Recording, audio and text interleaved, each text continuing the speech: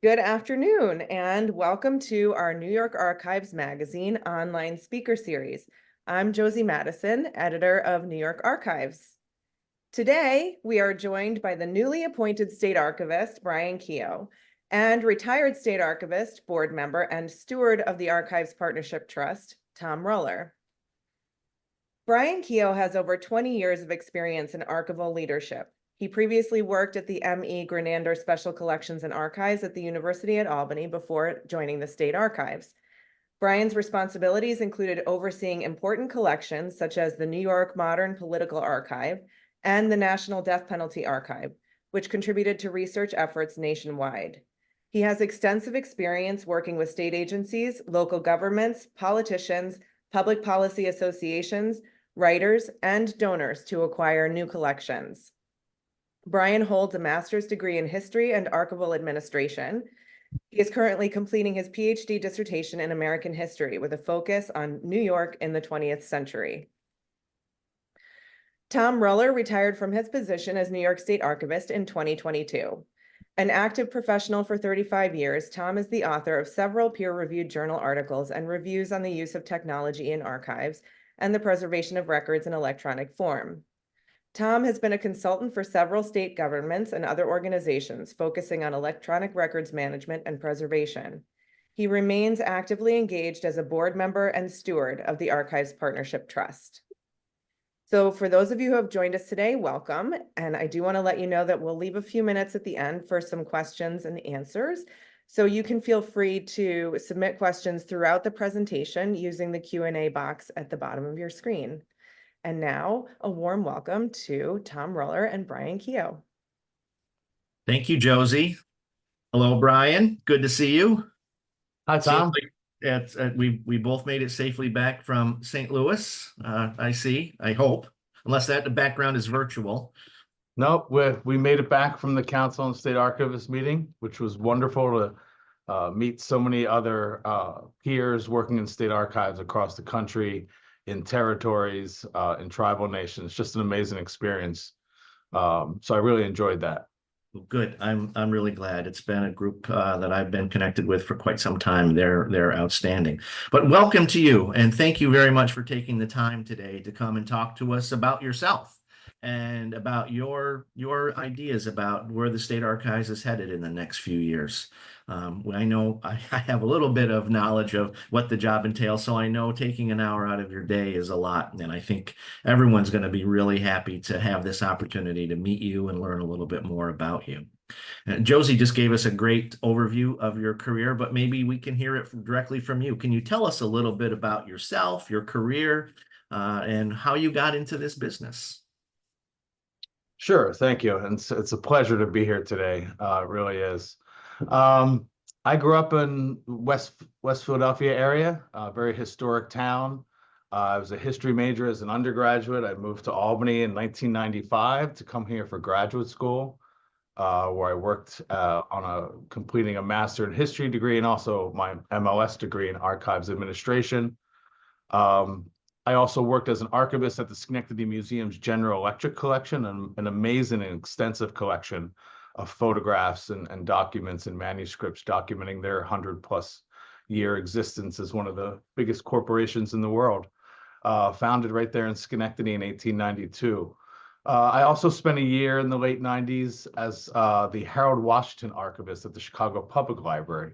Harold Washington was the first African-American mayor of Chicago, and that was a really wonderful experience, working with a really large collection.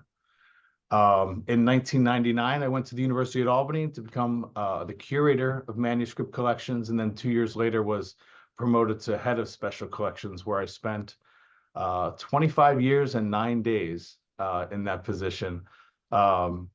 But enjoyed it, and I'm looking for a new challenge, and I have one here. I'm also very familiar with the Local Government Records Management Improvement Fund, the fund that supports local government records management programs, and I served as a consultant for municipalities big and small over the last 20 years. So I know the value of that collection and the support it gives to local governments. And here I am. It'll be 2 months on Tuesday, I think. Awesome. So, And yeah, you still keep coming to work. And I think I'm, I'm that's still great. here. I have to tell you, the Harold Washington Library, the new library in downtown Chicago, I don't know if you worked in that new building, but it blows my mind. Whenever we're in Chicago, we make a trip over there. It's incredible.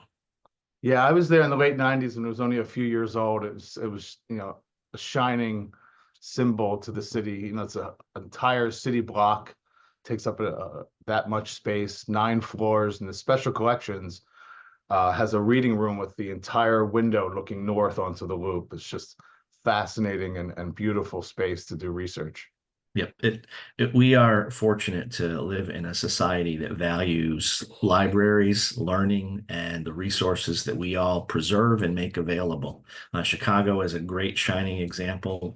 My wife and I were just in Calgary, Alberta, and their public library, their central library is worth a visit to go and see. If you're going to take a vacation to see libraries, put that one at the top of your list, and then go to Chicago on your way home, I guess. But so enough about library buildings. Let's talk a little bit about you.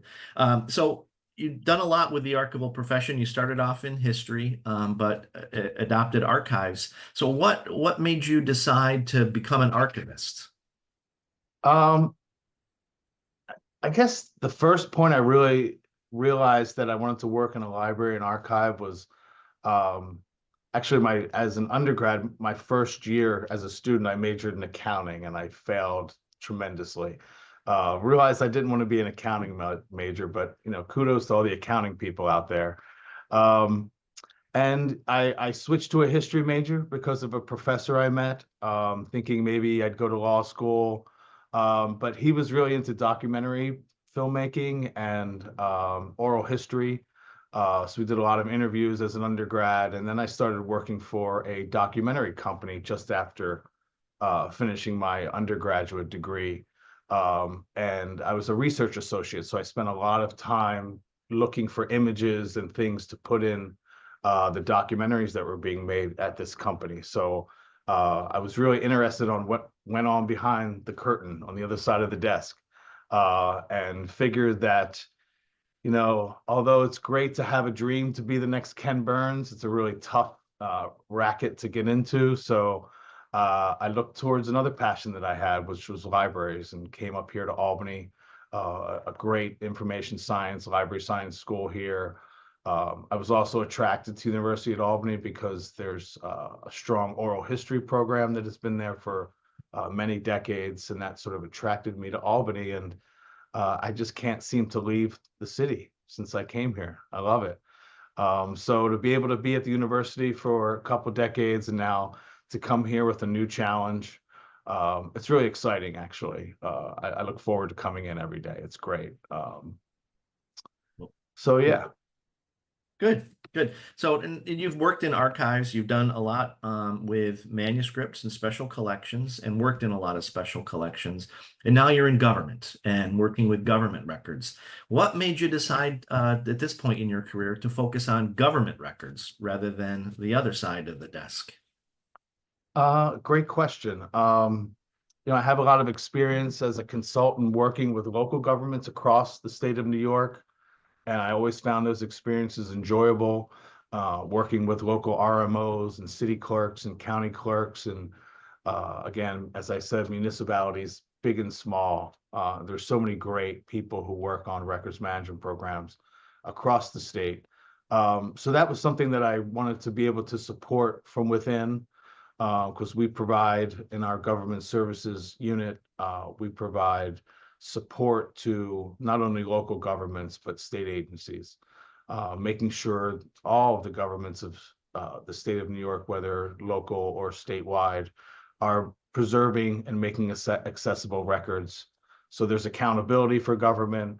So we're following legal guidelines. So we're providing administrative information to agencies or local governments that need it.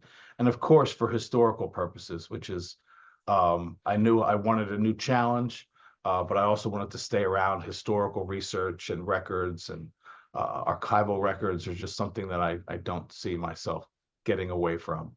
At SUNY Albany, we had a lot of similar operations, similar activities, a research room open to the public, online services for offsite researchers. This is just a bigger scale. Mhm. So I'm scaling up here. But, we see a lot of the same issues that we confront. Um, so one of the challenges, which is just going to take time for me, is to gain a deeper knowledge of our collections here, right? Over 150,000 cubic feet of records, 80,000 plus audiovisual materials, 20,000 microfilm reels documenting just about 400 years of New York's history, the history of New Netherlands as a colonial government. It's fascinating to learn about these 17th and 18th century events and people, something that I was more focused on 20th century history. So this is a new learning experience for me as well. And the staff here is really helping me learn what kind of research is done here, who the people are that are using it, and where we might strengthen an already great institution here at the State Archives. Cool. Awesome. Yeah, the State Archives in New York is perhaps one of the, if not the largest collection of state government records in the United States. It is, if you look at the statistics, we're pretty much bigger than anyone else.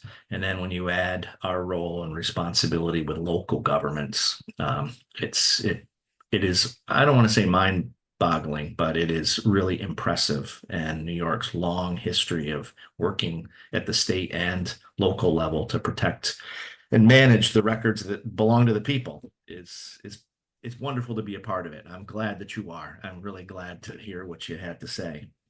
And this isn't something that we talked about too much beforehand, but you've done some work with local governments and done some consulting work. Can you talk about any connections you see between the records management challenges at the local level and the records management challenges at the state level? I know you've only had a little bit of time to kind of get a grasp or your arms around the state side, but working at the local level, did you see much in terms of the connections between the two?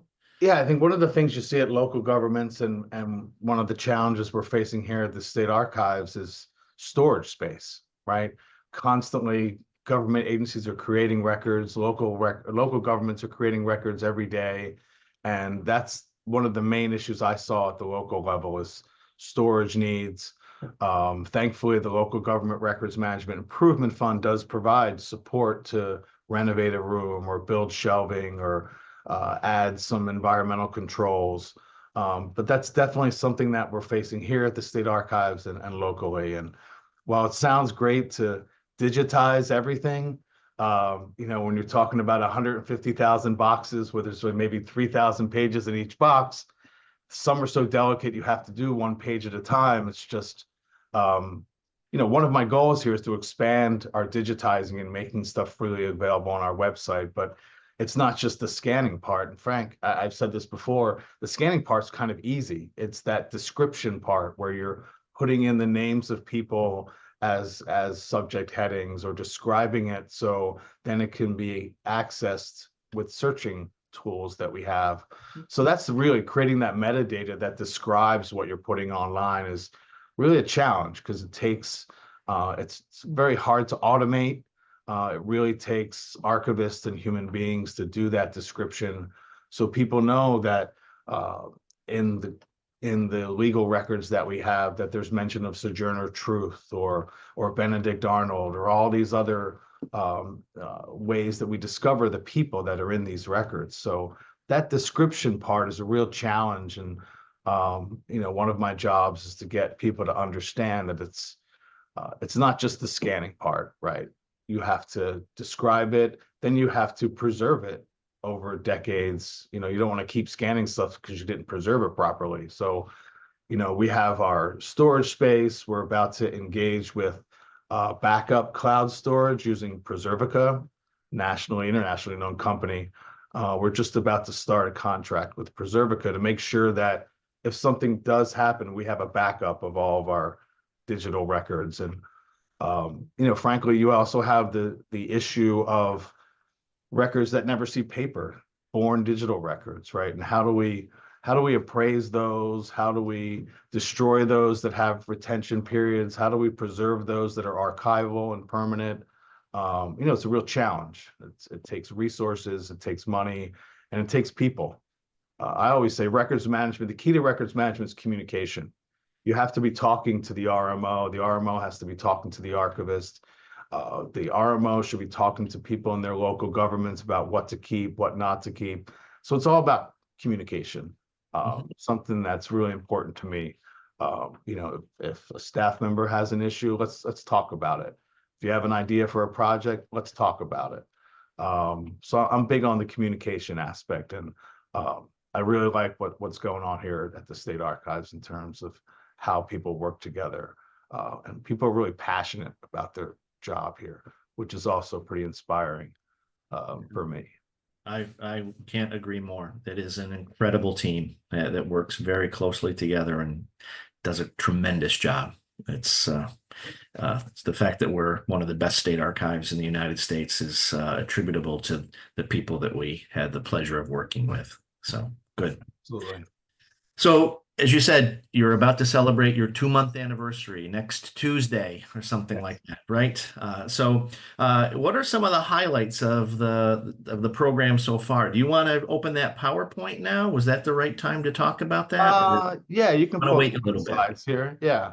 I Okay. mean, as I just said, as you pull up the slide, really the number one highlight for me is the amazing staff here of the State Archives, of the Archives Partnership Trust, and all the people that spend all of their efforts and hours here in the building, caring for, enabling access to records that, again, document the state's history over the last 400 years. It's amazing to see the level of service that's provided to people in the research room through our researcher services unit, the operations and access services, and all the description and accessioning and that they're involved in. And then, as we talked about earlier, the government services unit that supports state agencies and over 4,000 plus municipalities across New York State. That was really the thing that impressed me, was the staff. That was an impact that I had initially. The other thing is the Archives Partnership Trust that supports the outreach, education, and preservation of the State Archives collections.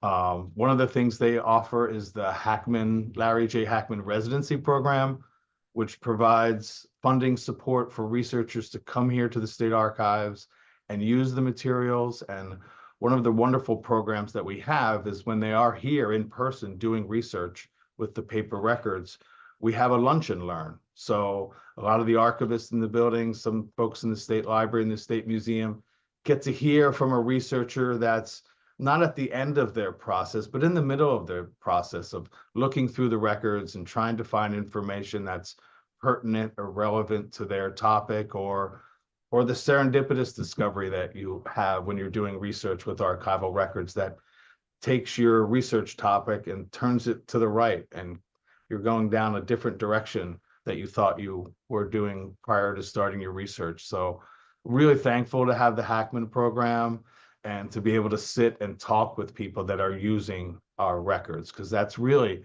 everything that we do is about access, right? Cataloging, description, accessions, acquisitions, preservation. It's all about so people can access the archival records that we have here. And as people access those records, the Trust also puts out the New York State Archives magazine, which tells some of the stories of the events and the people that populate the historical narrative of the state. So if you haven't seen the New York State Archives magazine, I encourage you to check it out. The fall issue is coming out hot off the presses any day now. So that's really impressive to me too, that we have this very active and robust program to have researchers and even some of the archivists on the staff here publish articles in New York State Magazine. So that's a really great thing that the Trust does to support the outreach programs that we have. There's also the New York Archives magazine, the Junior magazine, which is a companion publication, and it's really designed for students that are in grades 4 through 8. So each issue takes one of the articles from the New York State Archives magazine that you see here on your left and reinterprets it for a different audience, for an upper elementary level audience, puts in there some questions for students to answer. And these are all free for educators and their students. And this is part of really a larger network of educators and librarians that the Trust has built that encourage and use primary sources and archival sources in the classroom. And that's really one of my goals, is to have this statewide impact on K-12 learning, because a lot of people don't know what an archivist is or what an archivist does every day or why they're important to historical research. So we have a great program there already for our K-12 folks, and I want to build on that. That's a big goal of mine. And one of the things that we have is the consider the source ny.org, which packages lesson plans and archival research for the elementary schools, for high school levels, and provides primary sources coupled with lesson plans and learning activities that hundreds of teachers and librarians across the state use in their curriculum in the classroom. And we're continually expanding that collection of document-based activities that Consider the Source ny.org has. So we're thankful for the staff that we have here, also for the Trust. Those are two of the things that, are really highlights that I've really gotten to know and admire the work of both of our areas, both with the Trust and the State Archives. Yeah, I was lucky enough to work at the State Archives booth at the State Fair this summer. And I have to say that the Archives Junior magazine, we couldn't keep enough of them around. Every school teacher that came by our booth said, how do I get this and how do I get more? And I know that anyone can go to as you said, the considerthesource.ny.org. And there's a link right there to order sets of the magazine to be delivered to your classroom. I've characterized it as, for me and you, the Ranger Rick for history. And it's a great resource, and I love it. And clearly the thousands of teachers who are taking this and getting it delivered love it as well. So hopefully people will take your advice and log in and get their own free copies of New York Archives Junior, and then maybe sign up for the New York Archives magazine as well, so that they can have the deeper, richer story that the Archives magazine Junior talks about. Awesome. Well, so we've talked a little bit about the programs and all that, but what about the collections? Are there highlights from the 33 miles of records that the Archives preserves that you have stood out to you so far? I know you spent a little bit of time with the Benedict Arnold or John Andre papers, however you want to characterize them, yesterday, I think? Yeah, yesterday, just about a little over 12 hours ago, we got back from a great event that was happening down at the Pocantico Center, part of the Rockefeller's estate down in Tarrytown, New Hampshire. So we were part of a project with some folks down in Westchester County, local historians, the Westchester 250, which is the commission that's put together to celebrate the 250th anniversary of the Declaration of Independence, and they're highlighting a lot of the stories and people from Westchester County and that. So we had some original documents in the State Archives that tell the story about Benedict Arnold, right? Everyone knows who Benedict Arnold is. So we have documents that tell the story of Arnold and British spy Captain John Andre, who Arnold and Andre were plotting to attack West Point, which was a key strategic point early in the Revolutionary War. So the Trust and the Archives partnered on an exhibit called Treason of the Blackest Dye, which is the statement that General George Washington made describing when he found out that one of his trusted generals, Benedict Arnold, was a spy. So there's an exhibit where we brought down the original documents. Some of you'll see here on the screen some of the documents that Arnold gave Andre so he could get through some of the American controlled territory. But Andre was captured by 3 local Westchester County men, and the documents allowing them to be spies and get access to other areas, including West Point, were found in Captain Andre's boot, which you see here on the screen.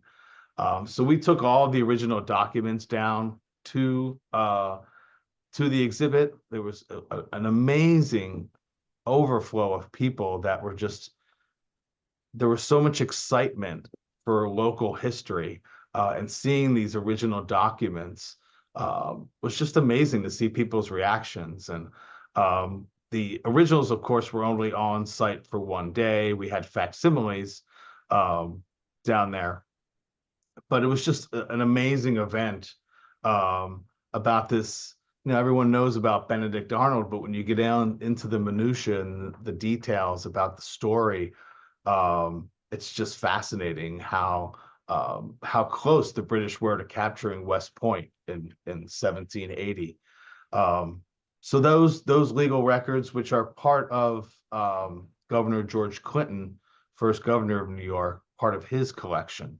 So we were able to partner with some local folks down there. That was really exciting. We're also on the road again in about 48 hours, another partnership with Ulster County and the city of Kingston, along with SUNY New Paltz and the Ulster County Archives. And we have a lot of documents related to Sojourner Truth in her successful attempts to secure the return of her 5-year-old son, Peter, who had been illegally sold to a plantation in Alabama. So we have the habeas corpus petition you see here on the right. We also have the defendants, Solomon Gedney, who's the owner of Sojourner Truth's son, who basically was, this document ordered him to appear in front of a judge, and eventually the judge ruled in favor of Sojourner Truth, returning her son to her. And this was part of the gradual abolition of slavery in New York State. So Solomon Gedney, he was charged with violating an 1817 law, which made it a crime to have a person of color moved or transported out of the state. So these are just fabulous local history connections to major figures in American history. The things I've seen in the last 2 months, I could talk for hours about the different documents that we've found. It's just fascinating. What's fascinating also is all the genealogical research that's, you think of genealogy. Before I came here, I think birth, marriage, death certificates, but the people and the human beings that were incarcerated, that were in almshouses, were in reformatories, in mental health hospitals. There are so much biographical and genealogical material in those types of records. Those are the things that I'm learning about slowly, about how the state archives doesn't just document the state government, right, and the colonial government, but the real importance of the state archives is it tells the story of people's interactions with the government, how they had to go through the legal process, or how they had to, were forced into various institutions against their will. This is the type of thing that we should understand about state records at the local level, at the county level, is that it documents people's interactions with whoever was in power at that time, whether it's the colonial government, the Dutch government, the American government, how they interact, purchasing land. There's so many resources that document that narrative, and that's the sort of aha moment that I've had in the last 2 months of this is what it's about. It's not just about government records, but these are the people's records, right? These are all of our records.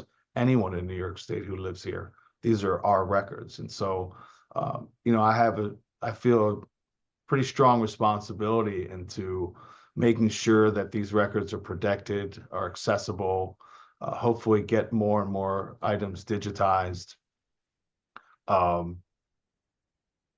Yeah, and one more, because you brought the documents up here from the New Netherland, and the history of the New Netherland colony that was founded, I believe, in 1624.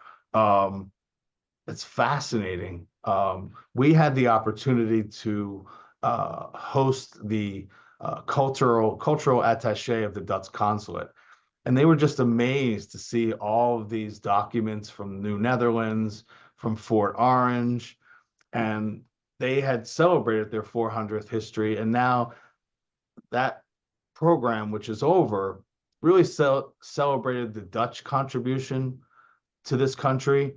But now they've developed the Future 400 program, which is supporting programming that seeks to understand the Dutch settlers' interaction with indigenous groups, how the Dutch settlers and the enslaved people that they brought over here with them, what sort of experiences they had, and you know, telling everyone's history, I think is really important.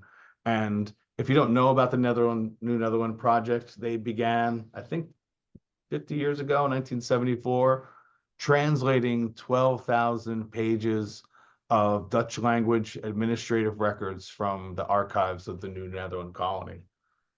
These are records that we have at the state archives. I believe there's some at the County Hall of Records. And there's also the New Netherland Institute, which supports the research and programming to get this story out. If anyone's in the Albany area, there's 2 great new exhibits about the New Netherland period, about some of the Dutch settlers, but also about some of the interactions and experience with indigenous groups here.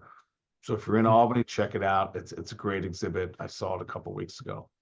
And if you're anywhere on the planet, every single one of those 12,000 original Dutch manuscripts from the New Netherland colony administrative records, all of them have been digitized. All of them have been basically described, and many of them, I'll say a majority of them, have English language translations, and all of that is available for free. As you say, these are the people's records, for free on the State Archives website.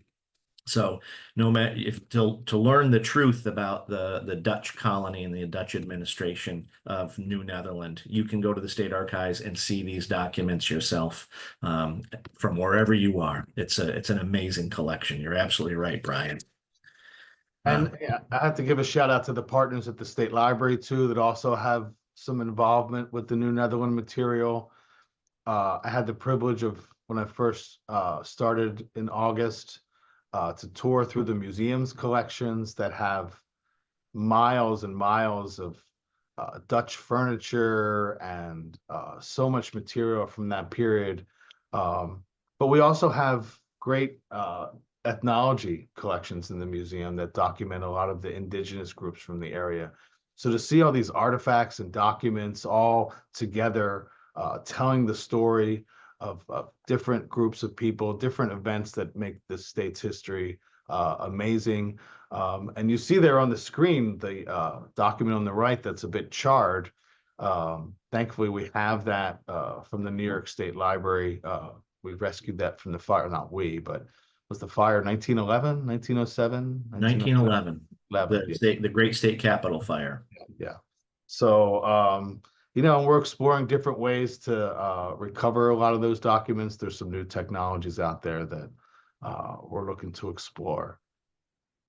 Awesome.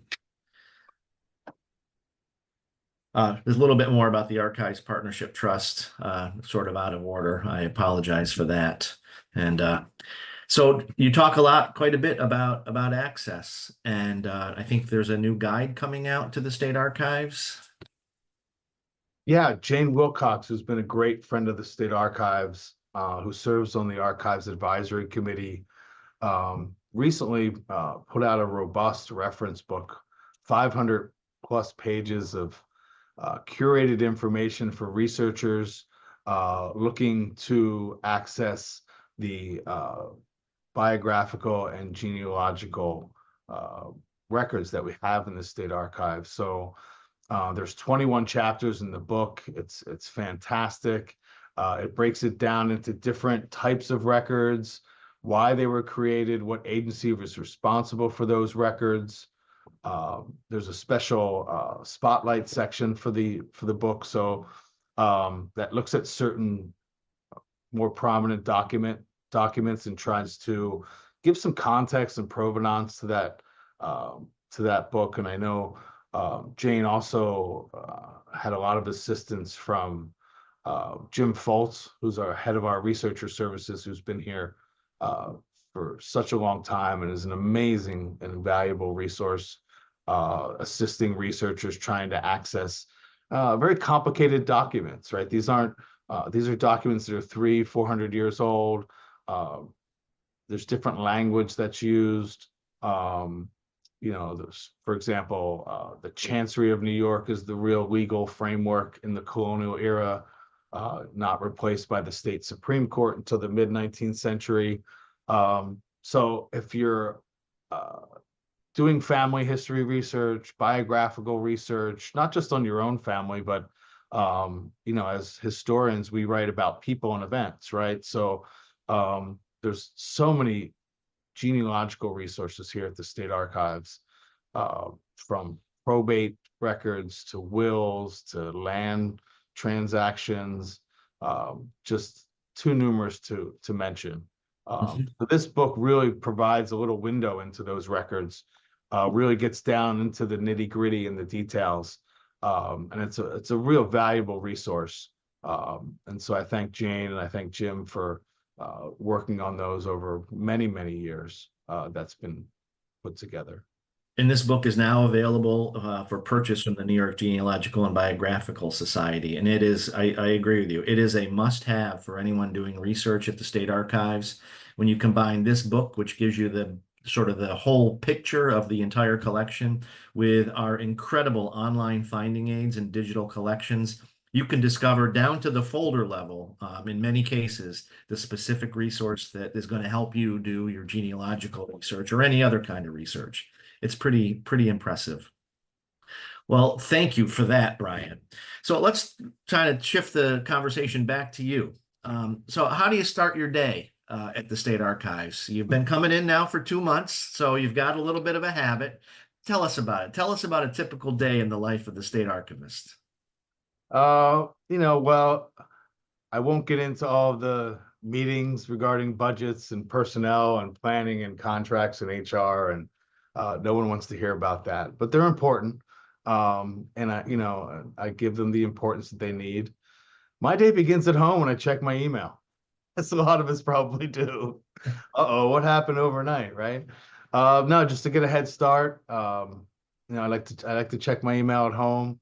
I tell people I do some of my greatest thinking in the car.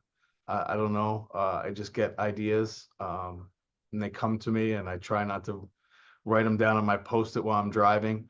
But it's like to plant that seed of what I'm going to be doing today.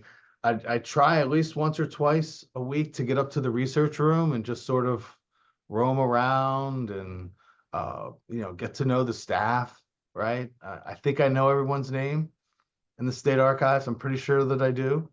But also we have partners. We have cultural heritage partners in the building. So getting to know what the museum does and how we can partner with the museum, and getting to know what the State Library does and how we can partner with them and collaborate so we're all marching in the right direction. I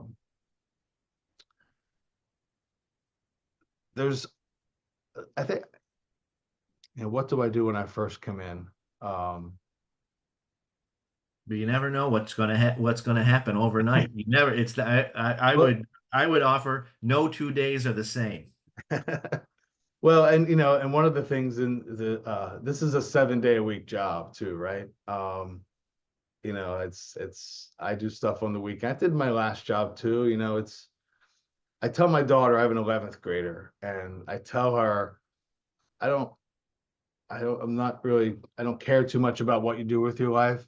You need to find a passion and then someone who will pay you so you can have somewhere to live and food to eat and clothes to buy. But you have to have that passion, right? And at some point, I don't know, in my early 20s, I found that passion for libraries and archives, and I love it. And I love coming into the building every day. And I love talking to the staff about what they're working on. Again, I said it earlier, that the staff here is so unbelievably knowledgeable about the collections and the operations. And, um, I've relied on them so much just to sort of get my feet wet and start to get moving on things. And I feel like I'm moving now. I told the staff when we had an all staff meeting one of the first days I was here, and I said my first 90 days here are just to listen and to learn, right? I'm not coming here with all the magic solutions to everything. I'm here to listen to my staff. I'm here to learn from them and understand what they need so I can go outside of the building, right, and get them the resources that they need, whether it's more staff, more scanners, whatever it is. So again, I said it before, communication's big for me. Um, I've told anyone in the building, if you need something to talk about, or need to talk about something, my door's open. It's not open now because I'm online. I have a sign on the door, but it's mostly always open, And so one of the members of our executive council just popped in this morning and wanted to talk about something. And I'm all for that, right? So I'm here to listen and learn, and then we're going to start. And I have some goals that I'm thinking about, and I don't see any weaknesses in the program here at the State Archives. I just think there are strengths that we can build upon and expand upon. I'm lucky enough that our operations are pretty smooth, pretty efficient here. But there's always some things that, and not just me, but any new staff coming in, it's a new set of eyes. So they may come in with some experience and say, oh, we had that problem and here's how we tackled it that one time. And we're like, oh, we didn't think of that. Great. So it's always good to have fresh people in, and we've been hiring, thanks to the SAFE Act. We've been able to open up our hiring practice to a wider applicant pool. So I think we have like 6 or 7 searches going on right now. We've hired like 3 or 4 people in the last 6 months. So that's a good thing, because we definitely need human support to do a lot of the things that we need. We would love to have things automated, but it's even something like, when we satisfy a freedom of information requirement or request, there's ways to automate redacting, but you still need a human being to go in and say, did that automated redactor really redact the right stuff? Right. Because we don't want to have some issue where we're violating people's privacy or, so that's the human element in archives and a lot of the things we do, whether it's redacting or filling FOIL requests or describing archives, or at the Council of State Archivists conference, I went to a session about using AI to preserve governor's email in Virginia. And even to prep the AI machine that they were testing and building, there were hundreds of human hours that went into that. So as much as AI may be able to present opportunities for us, it's still those human beings, that are doing the work, that are still have to have the eyes on what they're looking at. It's just, especially with redaction, I mean, that's just too important. We don't want to violate any laws or guidelines there. So yeah, so it's, I enjoy working with people. I enjoy talking to people. So yeah, it's been a good 2 months. Really Good. happy. Yeah. Good. Well, we're running out of time. Josie, you've been monitoring the question and answer box, and maybe if there's something that the folks listening in want to know that we haven't talked about, can you bring that to us? Yeah, so I will encourage all of you out there, if you have questions, now's your chance. But we do have one question about whether you plan to hire any more staff in the grants unit that oversees those local government records funding grants. I believe we are very close to ending a search for a position that's been vacant for 3 or 4 months. So we're just about close to hiring someone. I just saw an email this morning that had the packet moving forward. So that is happening. We're hiring folks in researcher services. We're hiring folks in digitization services. Yeah, so I think there's about a half dozen searches at some point in the process that are happening. So that's a great thing. That is a great thing. Because Yeah. we are below our staff. There hasn't been too much hiring since COVID for a number of different reasons, but it seems to be on the uptick. And our Commissioner of Education, Betty Rose, is amazing. A lot of support there. She's actually, I think, coming to the building next week. So we have a lot of support there. And that's encouraging. It's interesting, when we were at the Council of State Archives conference, we're one of the few state archives that's under a state education department, which I think is very beneficial to us, because that's what we do, right? We're educating and we're supporting education through access to records. Other states are under general services or the Secretary of State, or so I think being in state education is a strong element for us. And I absolutely agree with you. I think one of the great things that's unique about New York that sets us apart from every other state is the University of the State of New York. Not the State University of New York, the university, the collective of all of the knowledge gathering, preserving, and delivering institutions, schools, colleges, universities, libraries, archives, museums. All of us together are part of that university, and the education department is the administrative agency for the university. And it's critical that we're part of it, and it's fortunate that we are. And I hope that other states across the country recognize the value of the university and how wonderful it is for us to have the partnerships and connections that the education department brings us. So I absolutely, well said, Brian. Well said. It's good that we're part of state ed. Yeah, I agree.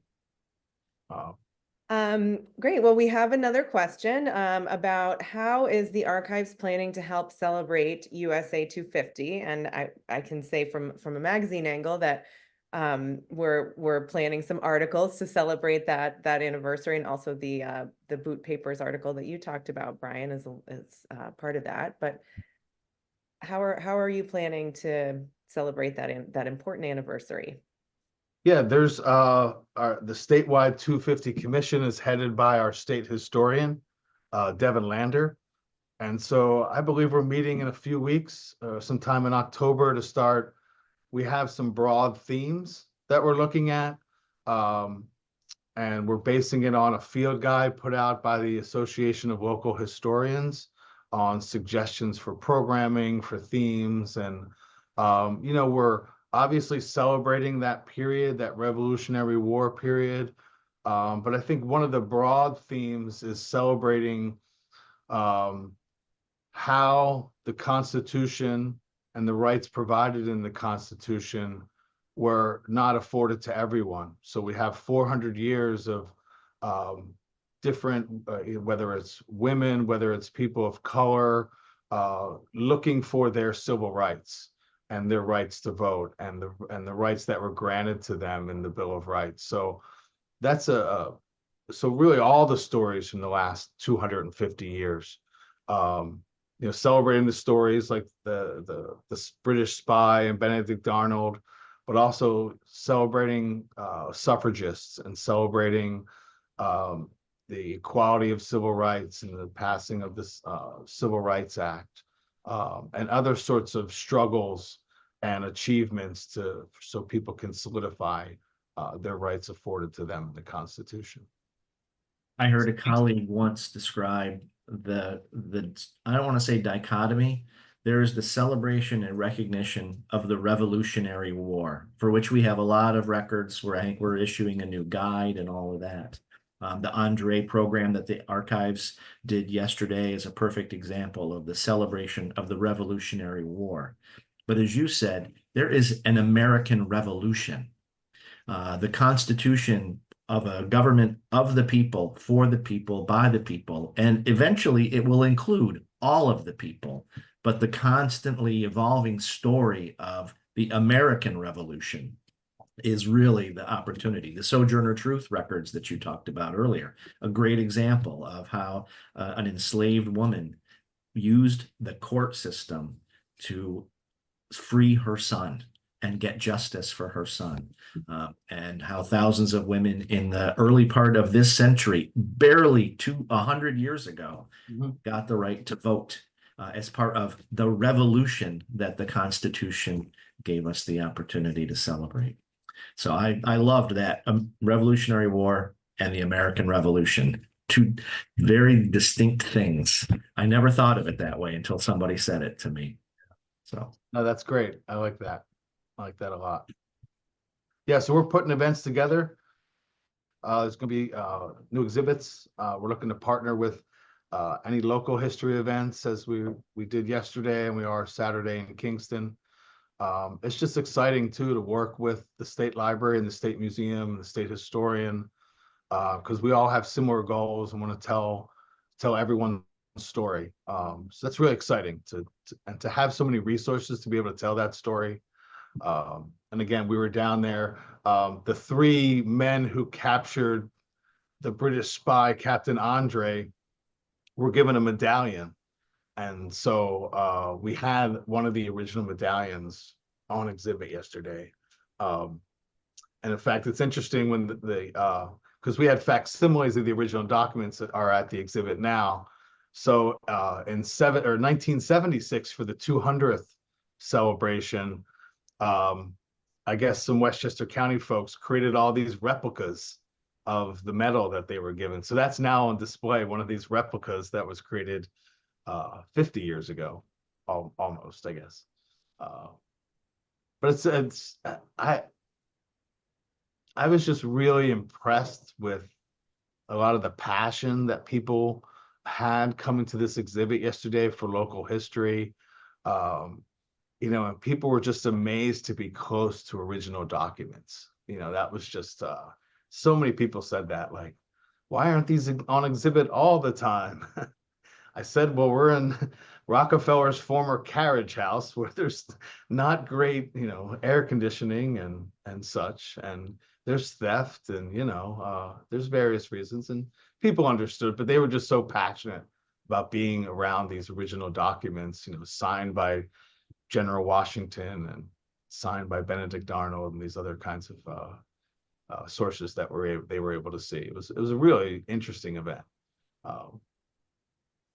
Because I always think I'm the nerdy one, being passionate about history and research. But I guess there's a lot of other nerdy history folks out there. Quite like a few me, of us out there. Always Yeah. good to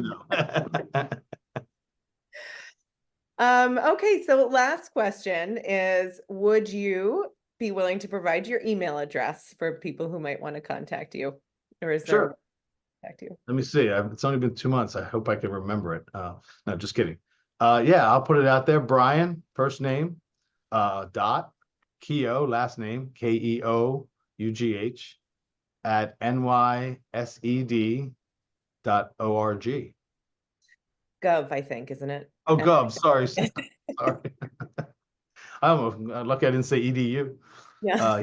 Gov. Sorry. .gov. Okay, great. Well, I just want to, say thank you so much. First of all, welcome. We're so excited to have you as our new state archivist. And thank you for taking the time to let people get to know you today. And Tom, thank you for your excellent interrogation, asking the tough questions. It's really been a pleasure to hear you talk about your experiences in these last 2 months, and we're all excited to see what comes next. And what's the topic and for our next speaker? So next- our next speaker series is going to be on October 29th at 12:30. And that one is called The Witch of New York, The Trials of Polly Bodine and the Cursed Birth of Tabloid Justice. And that's going to be with author and historian Alex Hortis. So that's kind of a, Halloween-y theme. Sounds great. Can't wait. Yeah. So you can register for that one at nysarchivestrust.org. And just a reminder that all these events are free and you can attend them live. You can also view recordings of them after the fact.